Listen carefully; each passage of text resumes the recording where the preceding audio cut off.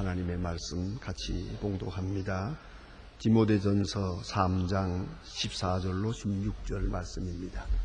디모데전서 3장 14절로 16절입니다. 디모데전서 3장 14절로 16절 찾으신 대로 저와 같이 지금 한 목소리로 다 같이 봉독하겠습니다. 지금 시작하겠습니다. 내가 속히 너에게 가기를 바라나 이것을 너에게 쓰는 것은 만일 내가 지체하면으로 위해서 어떻게 행하여야 할 것을 알게 하려 함이니 이 집은 살아계신 하나님의 교회요 진리의 기둥과 터니라. 그도다 경건의 비밀이요 없이 다하는 자 없도다. 그는 육신으로 나타나신 바 되고 영으로 유다하심을 입으시고 천사들에게 보이시고 만국에서 전파되시고 세상에서 믿은 바 되시고 영광 가운데 올리셨음이니라. 아멘. 오늘 본문에 주신 말씀은 사도 바울이 하나님의 사자로서 교회를 얼마나 사랑하며 또 교회를 어떻게 봉사해야 할 것인가 하는 것을 말해주는 대단히 중요한 본문이라고 생각이 됩니다. 그래서 본문에 있는 바와 같이 교회란 진리의 기둥과 터다 이렇게 설명하고 있습니다.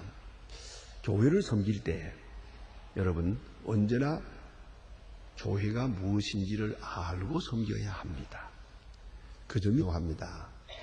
여러분 아시는 대로 어떠한 봉사라도 내가 봉사하는 자가 누군지 그리고 그가 무엇을 원하는지 그것을 모른다면 내 일방적인 수고라는 것은 아무 의미도 없습니다. 여러분 잘 알지 않습니까? 내가 누구를 사랑합니다. 사랑하고 해서 하는 일인데 결국은 상대방에게 기쁨을 주지 못할 때가 있어요.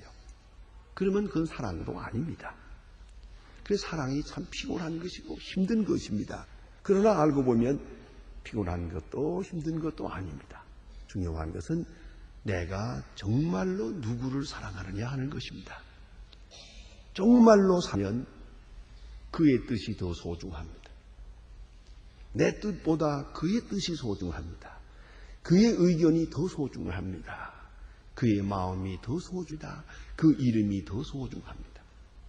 그렇게 마음가짐을 가지면 섬김은 아주 쉬운 것이에요. 내 섬김이나 사랑에서는 아주 원리적인 것이에요. 그걸 잊지 말아야 합니다. 그래서 가끔 보면은 저는 그런 생각을 합니다. 사랑이라는 말처럼 흔한 말이 없어요. 유행가 가사가 다 사랑 아닙니까?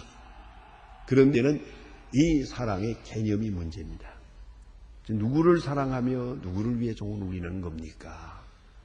그걸 깊이 생각해야 합니다. 그래서 교회를 쓰는 자는 교회가 무엇인지를 알아야 합니다. 가끔 저는 많은 목사님들 모이는 그런 곳에 세미나에 나가서 이제 강의가 많습니다. 그런데 그 강의할 때 제가 늘 얘기하는 바가 있습니다. 어떻게 하면 교회가 부흥이 될까요? 하는 질문에 대해서 저는 단호하게 대답합니다. 교회로 교회되게 하라. 교회로 교회되게 하라. 교회가 무엇인지를 알고 한 교회의 본질로 돌아가서 이해만 해도 교회는 부흥이 된다. 그런데 내가 교회를 섬긴다고 하고 뭐 충성을 다한다고 하는데 교회가 뭔지를 모르고 있어요. 그렇다면 그 봉사는 요새 말로 부도난 것이에요. 아무 의미가 없는 것이에요. 그런 거로 우리는 언제든 공부부터 먼저 해야 됩니다. 여러분 혹 그런 생각 해보셨어요? 남편을 사랑하는데 남편을 공부해 보았어요? 아내를 사는데 아내를 공부해 보았어요?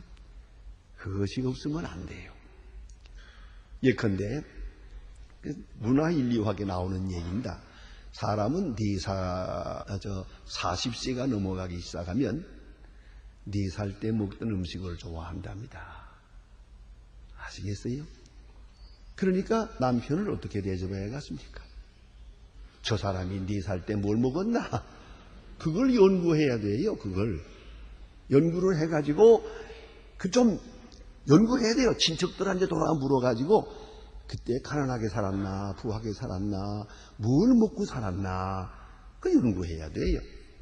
제가 어느 재벌댁에 가서 마침 점심때 이야기가 되다가 좀 이야기가 길어져서 점심을 같이 하자고 그래요. 보았더니요 누룽밥 잡수시더라고요.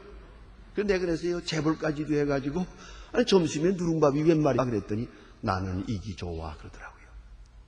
그것 보세요. 그런데 남편은 누룽밥을 좋아할 정도로 어렸을 때 가난하게 산 사람이에요. 그걸 남편을 위하여 음식을 만들면서 아내가 이렇게 말한다면 어떻게 하겠어요? 유치하겠으리, 촌스럽겠으리, 그게 무엇이냐고 이걸 먹어야지. 이러면 이게 대접이 되는 거예요. 이게 사랑하는 거예요. 이게 아닙니다. 여러분 밖에 좀만 신경을 쓰지 마세요. 최근담에 이런 말이 있어요. 소란 한 중에 고요한 중에 고요한 것은 고요함이다. 소란 한 중에 고요한 것이 진정한 고요함이다 그랬어요. 소란 한 중에도 나나름의 컨센트레이션, 은철을 타고도 책을 보는 거예요. 시끄러운 시장 바닥에서도 조용히 명상하고 기도할 수 있는 거예요. 그러니까 잊어버리세요. 괜찮아요.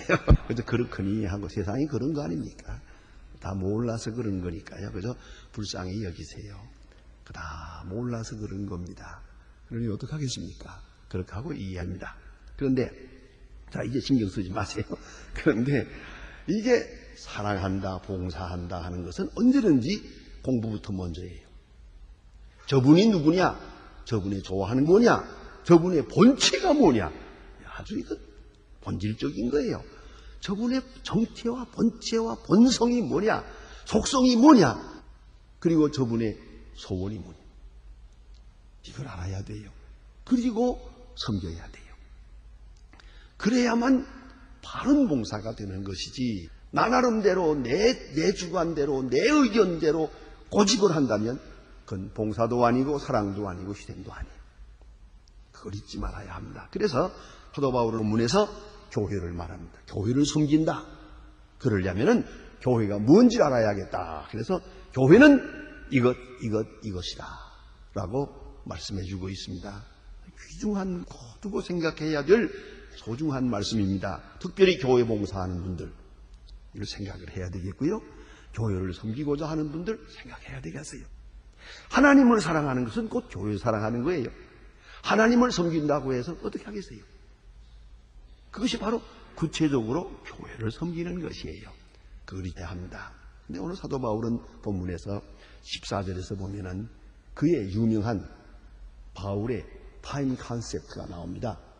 시간념이 나옵니다. 너무너무 아름답고 겸손한 신앙 고백 중에 하나입니다. 보세요.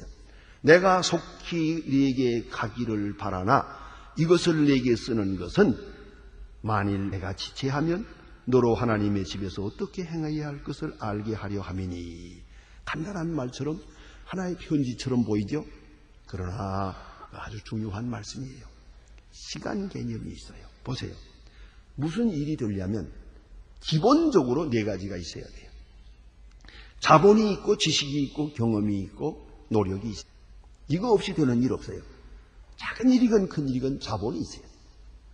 지식이 있어야 돼요. 지식만 있으면 되나요? 아주 숙련된 줄이 있어야 돼요. 그리고 또 나아가서 노력이 있어야 돼요. 정열적 노력이 있어야 되지. 노력이 빠져도 안 되잖아요. 자, 이 네 가지는 기본이요. 다요? 시간이 있어야 돼요. 지식은 있는데 그만 늙었어요. 건망증이 생겼어요. 소용없어요. 내가 뭘 하고 싶은데 시간이 모자라요. 시간이 없어요. 그러면 안 되지 않습니까? 그 시간은 누구 것입니까? 이건 내 것이 아니에요. 이건 하나님의 것이에요. 내 시간에다가 하나님 맞춰달라고 할 수는 없어요. 하나님의 시간에 내가 따라가야죠. 하나님의 경륜, 하나님의 그 큰 시간에 내가 나 자신을 복종시켜 나가야 되는 거예요. 그렇기 때문에 무슨 일을 하든지 고집 부리면 안 돼요. 적어도 이건 잊지 말아야 돼요. 하나님의 뜻이면 가고 하나님의 뜻이면 오고 하나님의 뜻이면 되고 하나님의 뜻이 아니면 안 되고, 그 여유, 그 신앙, 그 겸손은 필수적인 것이. 그래서 오늘 본문에 그러지 않습니까? 내가 너에게 가기를 바라나. 소원, hope, 그런 소망이 있어요. 그러나 못 갈 수도 있다는 거예요. 왜요? 죽으면 못 가지. 그뿐입니까? 또한 사고 나도 못 가지. 또한 일이, 환경이 바뀌어도 못 가죠. 그걸 잊지 말아야 돼요. 좀 우스운 얘기입니다만은 제 개인 간증을 하나 할까요? 제가 설교를 할 때 여러분 아시는 대로 제가 이렇게 원고가 많질 않아요. 요거의 원고 다예요. 근데 요만큼 원고를 가지고 설교를 합니다. 그러나 저는 믿습니다. 성경 안에서 여기 내가 생각했던 것보다 생각하지 아니한 부분을 3분의 2요. 3분의 1은 여기준하고 3분의 2는 이 시간에 하나님께서 내게 감동해 주시는 대로 또 이 시간에 성이 생각나는 대로 말하게 됩니다. 설교하고 난 다음에 생각해 보면 그게 얼마나 귀한 말씀이에요. 내가 인생 생각하지 못했던 귀한 말씀을 내가 전했어요. 그리고 내려가서요, 제가 막 여기다 써놔요. 왜요? 내가 이대로 죽으면 사람들이 모를 거 아니야. 안 그래요? 내가 이렇게 설교한 줄 알 거 아니야. 아니요. 여러분, 그걸 잊지 말아야 돼요. 내일 아침에 다시 깰 수 없다는 걸 잊지 말아야 돼요. 사람은 언제나 이대로 죽을 수 있다. 그래서 사람은 적어도 1년에 한 번은 유서를 써라 그래요. 왜요? 계시니까. 언제 죽을지 모르니까. 우리가 잠자리 기도할 때 뭐라고 하십니까, 여러분? 잠 잘 자고 일어나서 건강하게 내일 일하게 해주세요. 여자사 마음대로? 제로? 아니, 진짜 이스라엘 사람들이 잠자리 기도는 그렇지 않아요. 모범적인 기도문은 이렇습니다. 내 영혼을 아버지 손에 부탁하나이다. 내 영혼을 아버지 손에 부탁하나이다. 아멘. 그러고 자야 돼요. 이대로 죽어도 하나님 앞에 부탁합니다. 그게 정말적인 기도가 아니에요. 오히려 실제적인 기도예요. 그래서 오늘 여기 보니까 사도 바울은 말합니다. 하나님이 내게 힘주어서 곧 갈 줄로 믿는다. 믿습니다 주여. 이렇게 말하지 않았어요. 가고 싶어요. 내가 내 길을 가기를 원해요. 그러나 못 갈 수도 있어요. 혹은 지체할 수도 있어요. 내가 워낙 핍박을 많이 받는 사람이라 어디서 순교하는지 몰라. 그럼 못 갈 거 아니에요. 그럼 못 가면 다 깨지고 마는가? 아니. 그 있기 때문에 편지를 쓰는 거예요. 나는 못 가도 이 편지는 가잖아요. 편지는 남잖아요. 그렇기 때문에 닫힌 문이거든. 닫힌 문을 기다리고 열린 문으로 가야죠. 거기서 열어달라고 목이 터져록 외칠 것도 없어요. 이게 지혜예요. 시간에 관한 한 하나님의 뜻에 맡겨야 돼요. 가기를 바라나 하는 소원이 있어요. 그러나 하나님의 뜻이 아니면 못 갈 수도 있고 혹은 늦어져 있다. 사실은 로마서라고 하는 편지는 바로 이 믿음 때문에 쓰여진 거랍니다. 로마서 공부할 때다 이미 말씀드린 바와 같이 내가 로마에 가기를 반절히 바란다. 그러나 못 갈 수도 있기 때문에 나는 이 편지를 쓰노라. 이 편지로 대신하기를 바래서 기로마 쓰여진 이유입니다. 나는 꼭 갈 줄로 믿습니다. 하나님께서 꼭 가게 할 줄로 믿습니다. 고집 부리지 않았어요. 하나님이 막으시면 못 가는 거지. 안 그래요? 하고 내가 할 일은 내가 해야 되거든요. 가능한 것을 가능케 합니다.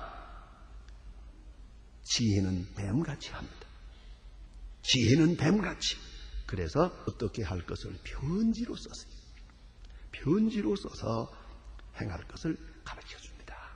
그러면 못 가도 괜찮아요. 못 가도 이룰 거예요. 자, 그러면서 교회가 무엇인가 하는 것을 말해주고 있습니다. 첫째, 교회는 하나님의 집이다. 그래서 오이코스 데우, 하나님의 집. 집이라는 말이에요. 자, 이 집이라는 말을 할 때는 꼭 생각나는 게 있어요.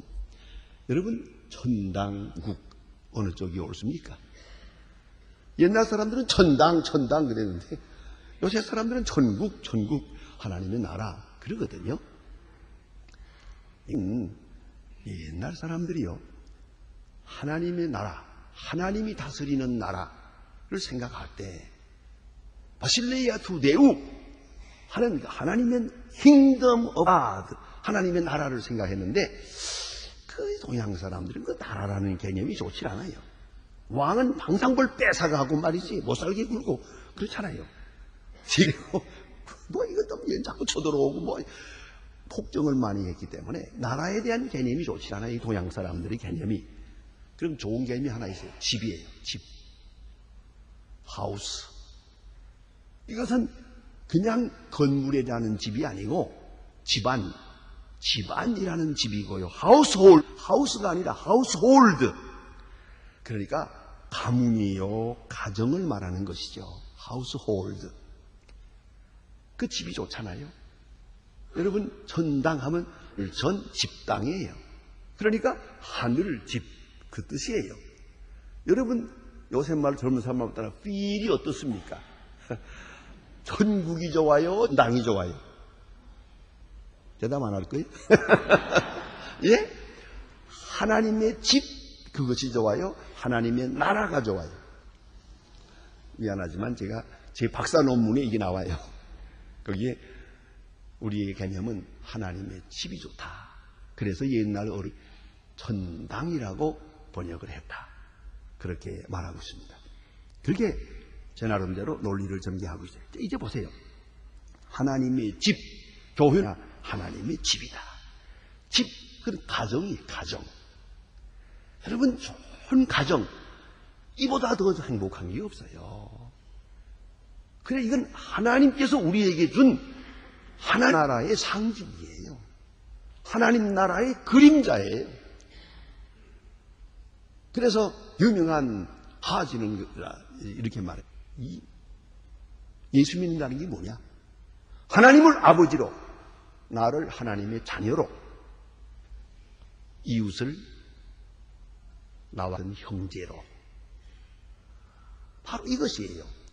그러니까 하나님 아버지로, fatherhood, 나 자신, sonship, 나는 하나님의 아들이다, 하나님의 딸이다, 그런 정체감. 그리고 이웃은 나도 하나님의 아들이요, 저도 하나님의 딸이요, 우리는 형제 자매다. 형제 자매다. 바로 이 세 마디 속에 기독교 땅이 전부 담긴 거예요. 그걸 아셔야 돼요. 그래서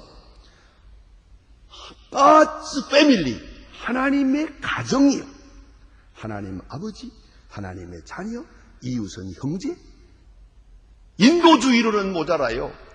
형제의 이 친구라는 것만 가지고도 안 돼요.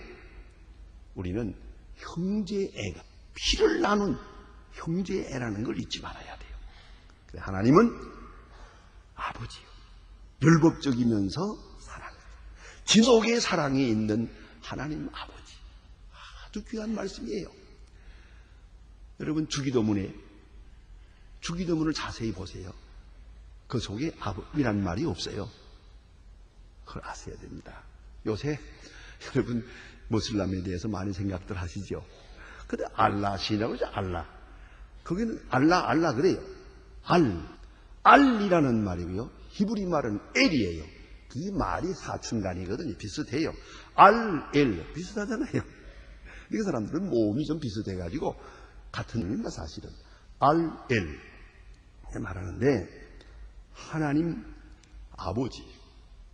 근데 주기도문에는 하나님이라는 말이 없어요. 오직 내게 계신 아버지죠. 아주 다정스러운 말씀이에요. 하나님 아버지. 하나님이란 말이 없어요. 하늘에 계신 아버지. 그것이 바로 우리의 기도의 대상입니다. 그런데 하나님 아버지는 율법적이면서 사랑, 진노 안에 사랑이 있고 공의로우면서 자애로우신 분이에요. 그리고 우리는 하나님의 자녀라고 하는 정체가 있어요. 그러면 그 하나님을 아버지로 모시고 우리는 모두 하나가 되어 자매가 되어서 평안한 거예요. 그 집이요. 집. 이게 아주 대가족이요. 그래 이스라엘 사람들은 원래 가족의 개념이 좀 영역이 넓습니다. 그래서 말입니다. 내 자식이건 남의 자식은 상관없어요. 이스라엘만 되면 다 내 자식 내 형제예요. 그렇기 때문에 기브츠가 되는 거예요. 이건 다른 나라 사람은 절대로 못하는 거예요. 다 형제자매라고 생각합니다. 회당에서는 철저하게 한 가족입니다. 큰 가정입니다. 이게 제가 어느 회당에 가서 예배 드릴 때 보니까 예배 드리고 나서 나온 다음에 그거 전부가 모여가지고 추는데 할아버지, 손자, 손녀, 어린아이들 7살, 8살, 5살짜리를 손목을 잡고 할아버지가 돌아가면 춤을 추는데요. 그 자기 손자가 아니에요. 남의 아이들이. 상관없어요. 이건 다 우리 가정이에요. 교회는 원래 그런 의미가 있는 거예요. 교회는 그래서 하나님의 집, 하나님의 가정, 여기 사랑이 있고 무궁무진한 은혜와 새로운 질서가 있는 것이에요. 가정 질서 생각해 보세요. 우리의 가정, 좋은 가정을 생각합시다. 좋은 가정이 넓어지는 거예요. 자, 우리 집에서도 어렸을 때 보니까 저희는 할아버지, 아버지, 어머니 이렇게 해서 그런 8식구가 되는 집에서 살았어요. 그때 보니까 할아버지가 왕이더라고요. 할아버지 앞에 우리 아버지 꼼짝을 못해요. 그래서 할아버지가 이리 들어와. 그러면 60이라 된 아버지가 꼼짝을 못해. 할아버지 앞에 무릎을 꿇고 있어. 그럼 할아버지가 뭐라고 하면은 예. 그렇게 하겠습니다. 해놓고는 문 열고 나오면서 내가 밖에 서 있으면 그래요. 딱 나오시면서 아버님도 참 나원정 이러더라고요. 난 옆에서 나원정 그렇게 얘 이러면 그러더라고요. 절대 순종입니다. 그게 이의를 제기할 수가 없어요. 그러나 그래 무궁무진한 사랑이 있어요. 이상하게도 할아버지하고 손자하고는 사이가 좀 저는 맘대로거든요. 할아버지는 절대 저를 나무라지 못해요. 만일에 할아버지 보는 데서 아버지가 저를 나무랬다가는 아버지가 기합받아야 돼요. 아주 그 큰 사랑의 테두리 안에 모두가 행복하는 거예요. 모두가 행복해요. 그래서 잘된 가정은 아버지 왕이고 어머니는 여왕이고 아이들은 왕자의 왕자. 그것이 가정이에요. 모두가 엄격한 아버지의 질서 안에 있으면서도 모두가 자유로워요. 아주 자유로워요. 행복해요. 가정이요. 교회는 그런 것이다. 하나님의 말했고요. 그 다음에는 두 번째 표현이 뭐냐면 교회라 그랬어요. 에클레시아. 원래 이 에클레시아라는 말은 헬라 말이고요. 그것은 아덴에서 옛날에 그 시를 요새 우리말로 하면 시의원 같은 거예요. 시의원처럼 백성들이 투표를 해서 은택을 해가지고 시의원을 만들었어요. 그 민주주의가 거기서 시작되지 않습니까? 역사적으로. 그래서 그렇게 시의원을 만들어가지고 그 시의원들이 뽑혀서 선택된 사람으로 시의 모든 문제를 의논했습니다. 그 모임을, 그 애셈블리, 그 모임을 가르쳐서 에클레시아라고 하는 거예요. 그 이름이 이대로 신약에 와서 교회 이름으로 불려지게 됩니다. 그렇기 때문에 이건 일반적인 모임이 아니에요. 선택된 모임이요. 많은 사람 중에 특별히 주의 이름으로 선택된 사람들의 모임, 공동체를 교회라고 하는 것이에요. 그런데 오늘 특별히 여기서는 뭐라고 하는 거 아니에요? 이렇게 하죠. 예. 살아계신 하나님의 교회. 살아계신 하나님의 교회. 소유기 잘 보세요. 하나님의 교회예요. 누구의 교회도 아니에요. 가끔 우리가 착각을 할 때가 있어요. 교회가 누구냐? 하나님의 것이지. 여기에 유공자도 없고 또 개국공신도 없어요. 아무도 아니에요. 이 소망교회도 24년이 됐습니다마는 이 교회를 세우신 분은 하나님이에요. 광목호세가 세운 것도 아니고 그 누가 세운 것도 아니에요. 나도 이거 세우려고 생각도 안 했어요. 난 사실 여기 처음 올 때에 압구정동이라는 데가 북쪽에 있는지 남쪽에 있는지도 모르고 왔어요. 어떤 사람들은 그래요. 박 목사는 참 제주도 좋아. 저 압구정동을 쭉 차지했다고 그래요. 압구정동이 어디 있는지 난 알아본 일도 없어요. 이거는 하나님이 세우신 거예요. 저를 심지켜가지고 세우신 거예요. 우리 모두가 다 섬긴 거, 다 봉사한 것 뿐이지 하나님의 교회, 이걸 잊지 말아야 됩니다. 왜 교회가 시끄러우냐고요? 하나님의 교회라는 생각을 잊어버렸기 때문이에요. 하나님의 교회. 언제든지 잊지 마세요. 하나님의 교회. 100번, 1000번 생각해요. 하나님의 교회예요. 또 하나 있어요. 계신 하나님의 교회. 살아계신 하나님이 여기 역사하고 있는 거예요. 살아계신 하나님이 역사해요. 네, 어느 교회라고 안 하는데 가까운 서울에 있는 교회입니다. 그 교회에서 좀 죄송하지만 그 장로님 한 분이 좀 못되게 놀았어요. 주일날 예배드리 다음에 목사님에게 막 욕설을 하고 뭐 좀 시끄러워. 다 말려도 말 안 들어요. 좀 못되게 했어요. 그래 걱정이에요. 그렇다고 해서 뭐 누가 어떻게 할 수도 없고 그랬는데 그 장로님이 집에 돌아가서 점심 식사하시다가 아이쿠 하고 돌아갔어요. 그러고 나니까 교회가 조용해졌어요. 어이구 큰일 났다 이거. 그래요? 그걸 잊지 말아야 돼요. 하나님의 교회요. 하나님이 지켜주십니다. 여러분 교회는 거룩하게 지켜져야 하고요. 이 교회 안에서는 언제나 거룩한 마음이 앞서야 돼요. 살아계신 하나님의 교회. 살아계신 하나님이 주인이 되는 교회예요. 하나님이 주인이 되신 그 교회라는 걸 잊지 말아야 돼요. 그런 줄 알고 우리는 하나님을 생각하며 교회를 섬기는 거예요. 저는 교회 사람은 지금도 늘 기억하는 한 분이 계세요. 지난번에 고향에 가서 교회는 다 무너져서 없지만은 교회에 있던 자 이렇게 보면 한참 서서 기도하고 생각을 해보았습니다.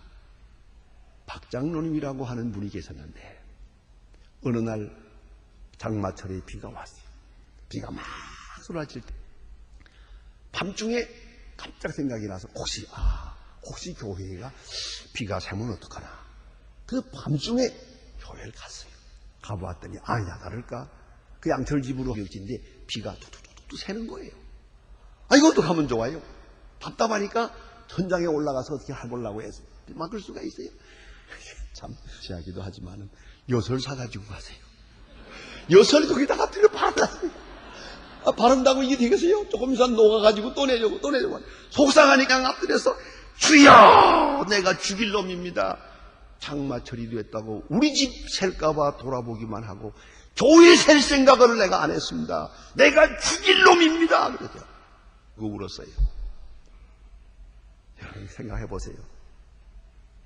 그렇게 교회를 열심히 섬기더니 그 아들은 목사예요. 여러분 이렇게 보세요. 하나님의 집, 하나님의 교회, 살아계신 하나님의 교회. 주인은 하나님이시라는 걸 언제나 마음에 두고 있어야 됩니다. 그게 현존하시고 하나님이 통치하시고 하나님이 치리하시는 거예요. 그 교회를 생각해야 됩니다. 그 다음에 세 번째는 진리 기둥이라 그랬어요. 기둥. 요새는 우리 같은 거 이거 앞에 기둥 2개가 있습니다만은 그거는 장식물이고 사실은 여기 기둥이 안 보이잖아요. 지역 기둥 없는 집이 어디 있겠어요. 그러나 기둥이 요새는 없는 집도 있습니다. 다 이렇게 벽돌로 쌓아 올리니까 말이에요. 이런 덕분 옛날에 이 기둥이 뭔지를 생각해야 돼요. 2000년 전 그때는 기둥이 뭘까? 특별히 이 편지를 기록하고 있는 에베소서를 생각합니다. 에베소는 사도행전 19장 28절에 보면은 거기 아데미 지금도 있어요. 다 무너졌지만은 거기 기둥이 있습니다. 아데미 신전이 있어요. 아데미라는 게 헬라 말이고 라틴 다이아나예요. 다이아나는 알죠? 아데미는 몰라도. 그거 몰라요? 다이아나 노래가 있잖아요. 유행가도 있고. 다이아나인데, 이 다이아나는 여신을 말하는 거예요. 여신 곧 사랑의 신을 말하는 것입니다. 그런 신전이 있어요. 큰 신전이 언덕 위에 있는데, 지금도 있어요. 그게 남은 터가 있는데, 거기 기둥이 몇 개냐 하면 127개예요. 127개의 기둥이 쫙 줄 서가지고 있어요. 그 기둥이 전부 대리석이에요. 대리석에다가 곳곳이 전부 보석을 받았어요. 그리고 중요한 기둥은 또 금으로 쌌어요. 이런 기둥이 127개가 쫙 서 있어요. 그런 시 있어요. 그 기둥은 참 중요하죠. 요새도 여러분 보세요. 잘 지은 집들은 그 기둥이 집을 받치고만 있는 게 아니에요. 그게 바로 내 영광이에요. 집은 기둥을 잘 보기 좋게 해내요. 그래서 우리 교회도 앞에 기둥 2개를 세워놨어요. 그래서 요새도 그 건축하는 사람들이 뭘 만들지 않습니까? 그러니까 이 기둥은 진리를 바치고 있을 뿐만 아니라 진리의 영광이에요. 진리의 영광이 곧 기둥이에요. 진리의 영광이 곧 교회란 말이에요. 그래서 교회로 인해서 진리가 서고 교회로 인하여 진리가 빛이 나는 것이에요. 교회로 인하여 빛이 나는 것이에요. 이것이 교회입니다. 교회가 진리를 합니다. 교회가 진리를 전해요. 종교개혁자 마틴 루터는 종교개혁 중에 이런 말을 하고 있어요. 이 마을의 모든 기왓장이 나를 거스지라도 나는 진리를 추구하겠습니다. 오직 진리, 그리스도의 진리, 생명의 진리를 추구하겠다고 합니다. 그와 같이 교회는 진리의 기둥이 됩니다. 동시에 진리의 터라 그랬어요. 터라는 것은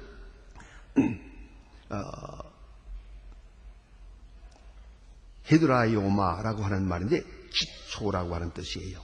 기초. 요 며칠 전에 뉴욕의 쌍둥이 빌딩이 폭파됐죠. 그 집을 짓고 있을 때 제가 한번 지나가다가 여기 지금 110층짜리 2개 짓는다고 해서 일부러 차를 내려가지고 거기에 있는 분한테 양해를 구하고 한번 내어보았어요. 공사하는 데를 이렇게 들여다봤는데 기초 공사하는 걸 봤는데요. 이렇게 보니까 와, 딱 얼마나 깊이 팠는지 저 밑에서 일하는 사람이요. 꼭 개미 새끼 같더라고요. 아름아름하게 보이더라고요. 얼마나 기초를 깊이 팠는지. 와, 이렇게 팔 수 있나 그랬더니 이게 어떻게 이게 팔 수 있는가 했더니 이게 바위이기 때문에 팔 수 있다 그래요. 흙이면은 다 무너지겠지만 전부가 바위예요. 바위를 뚫고 들어가서 저까지 파는데 얼마나 깊은지. 그리고서 110층에 올라간 거예요. 여러분, 기초는 되게 보이질 않습니다. 그러나 기초가 집을 받치고 있는 거예요. 예수님 말씀하기를 반석 위의 집은 흔들리지 않는다고 해서요. 기초가 문제예요. 진리의 기초가 교회입니다. 교회를 떠난 진리는 진리가 아닙니다. 교회한 진리를 진리인 줄 알고 따라가다가 나라도 망하고 개인도 망했습니다. 그게 바로 소위 말하는 공산주의라고 하는 이데올로기예요. 프롤레타리아의 독재 이데올로기, 이거이 좋은 줄 알고 전 생명을 하고 따라가다가 보니까 이게 아니더라고요. 교회를 떠난 진리는 진리가 아니에요. 이건 잊지 말아야 합니다. 교회가 진리의 터입니다. 교회가 진리의 터요. 과학의 터요. 연구 학문의 터요. 철학의 터요. 예술의 터요. 보세요. 여러분, 좋은 음악 다 무슨 음악입니까? 하나님을 찬양하는 게 아니에요. 나는 늘 감사한 게 있어요. 주일날 아침에 교회 나와가지고 제 전축을 딱 틀면은 주일날 아침에 KBS F1에서 FM 아주 성가가 나와요. 아주 좋은 성가가 나와요. 그때마다 하나님 감사합니다. 국영방송에서 성가를 틀고 있습니다. 그래. 그렇잖아요. 근데 왜 그러냐? 그거밖에 틀 게 없거든요. 솔직히 말해서 유교를 틀겠어요? 불교를 틀겠어요? 음악이라는 건 진짜 음악은 교회 음악밖에 없거든요. 안 그렇습니까? 뭘 보이고 그 새벽 그 아름다운 성가가 탁 나오는 그 사람이 아마 그 PD가 아마 교인인가 봐요. 그래서 그 시간에는 또 특별히 잘 못 들으시던 성가를 듣겠습니다. 그리고 틀 때마다 너무 고맙게 생각을 해요. 좋은 음악도 기초가 교회예요. 진리도 철학도 학문도 과학도 기초가 교회라. 진리의 터 곧 교회라 이렇게 말했습니다. 그리고 나서 3장 16절 이하에는 찬송이 기록되어 있습니다. 그리스도로 인하여 계시던 하나님의 영광을 찬양하는 내용입니다. 그대로 읽으면 됩니다. 그는 육신으로 나타난 바 되시고 영으로 의롭다 하심을 이고 천하 천사들에게 보이시고 만국에서 전파되시고 세상에서 믿은 바 되시고 영광 가운데 올리우셨느니라. 이걸 읽으면서 느끼는 게 뭐냐면 사도신경적인 사도들의 고백적인 것이 여기 나타나고 있어요. 그리스도를 찬양하는 거죠. 육신으로 나타나시고 영으로 의롭다함을 얻으시고 천사들에게 보이시고 만국에 전파되시고 세상에서 믿은 바 되시고 영광 가운데 올리셨느니라. 그리스도를 찬양하는 거죠. 그것입니다. 그리스도의 영광으로 충만한 그것이 교회입니다. 이 영광 가운데 우리가 있음을 알아야 합니다. 우리는 교회의 지체입니다. 우리가 다 교회의 한 부분 지체로 존재합니다.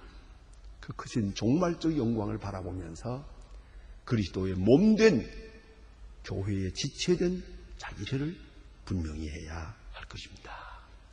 기도하십시다.